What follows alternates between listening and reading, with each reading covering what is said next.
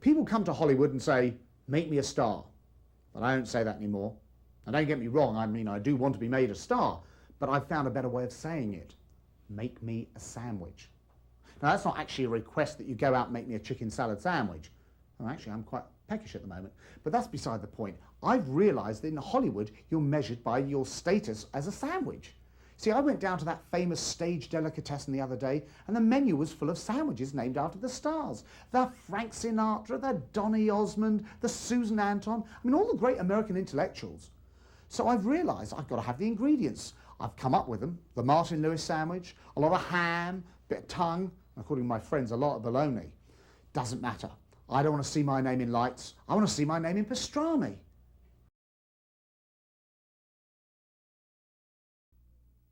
There are so many things you need to learn when you come to Hollywood, but one of the key things is the etiquette and rules for valet parking.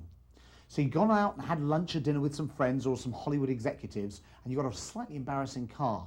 So what do? Don't hand in your valet parking ticket straight away. Say, oh, go ahead, please, I've got all the time in the world. You don't want them to see your car.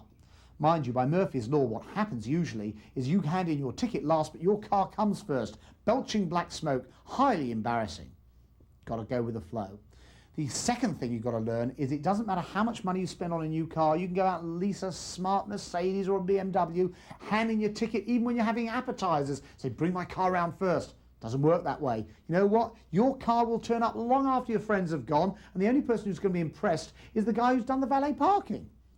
The third thing you have to remember with valet parking is do not lie. Because when an embarrassing car turns up and everyone looks around at you and say, oh, what's that then? You can't get out of it by saying, oh, well, the Mercedes is it's being spray painted to match my wife's fingernails. No one's going to buy that.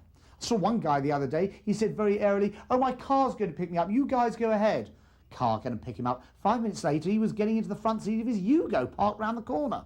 The only thing you get out of lying about a valet parking situation is that you get hit for a bigger tip by the guys who park your car. Not worth it. Be honest.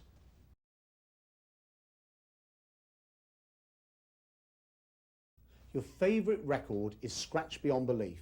What are you going to do? Well, fortune smiles on you. You open up the magazine and there it says, coming out on CD, greatest hits of your favourite artist. Well, you're in heaven.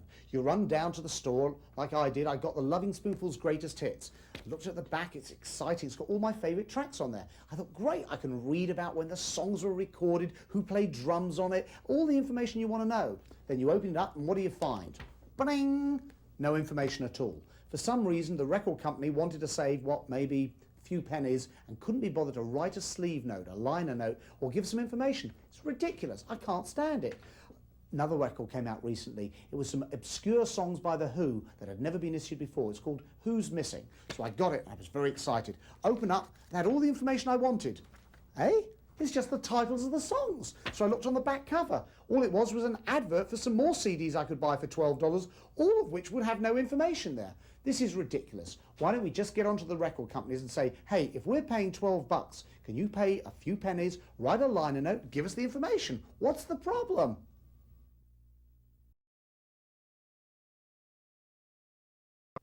Technology isn't always our friend.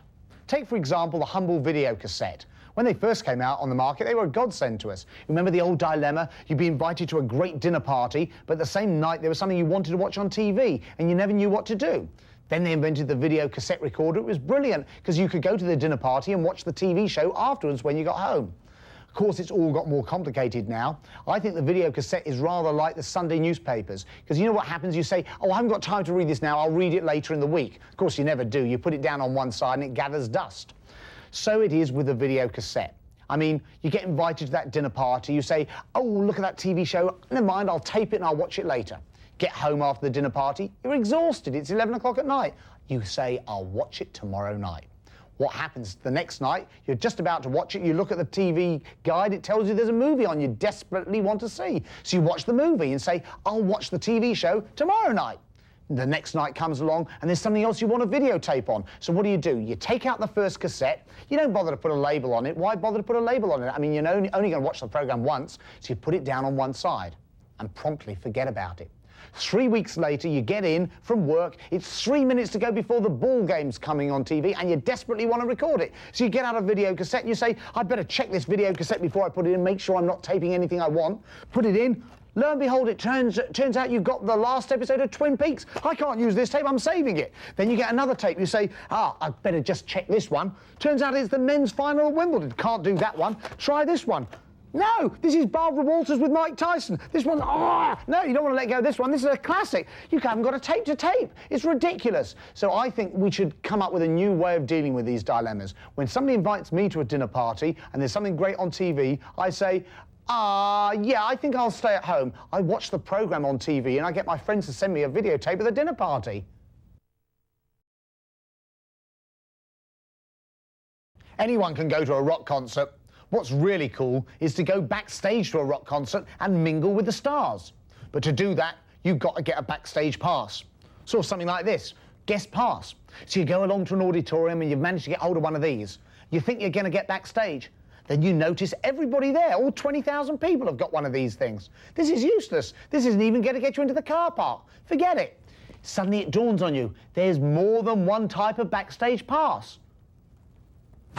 There's hundreds of them, hundreds of little fellas. You've got to work out which one's the best one to get. Could it be this one, the VIP pass? Well, the VIP pass is fairly handy. I mean, it will get you backstage, but it's not perfect because all you'll get for it is a sort of plastic cup full of warm white wine, and you get to meet a lot of people with big beer bellies draped over their jeans. They're the head of the local radio station, and they're all waiting for a 5-second photo opportunity with a star. Not really your cup of tea. It's not classy enough. What you want is another pass. You want this one, all access. This gets you practically anywhere, even into the star's bathroom, which is where they all hang out. Of course, if you don't get one of these, there is another way to get backstage. What you do is practice your English accent and take a lesson from history. You remember that thing about walk softly but carry a big stick? Well, you want to walk heavily and carry 2 small sticks, so rather like these ones. And you just go up and say, you got to let me through, man. I'm the drummer.